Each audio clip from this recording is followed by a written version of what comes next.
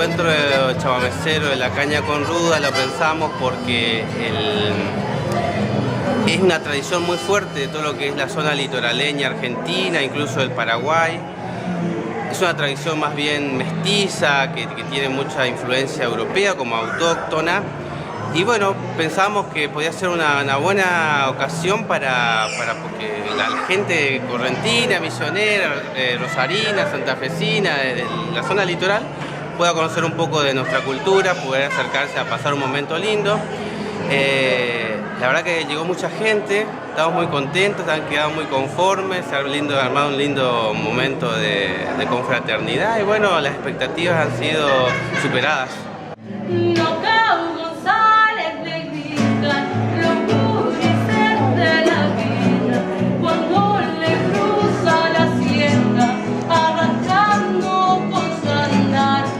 La idea era preparar la caña con ruda, tratar de palabras occidentales más religiosas, como la bendición o la preparación o el potenciamiento de la medicina, porque en realidad la caña está todo como medicina, no como placer.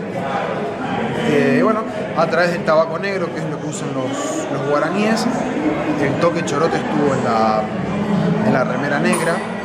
Los sanadores chorotes se visten de negro o de marrón. Y bueno, tratar de preparar con humo la caña y limpiar un poco también el perímetro del lugar, de la gente que crea y el que no, fundamentalmente en todo caso fuera de lo común. Verás florecer de liana, tan delicado candor, marchita por el rocío, si son cosas del amor, solo las borra el olvido.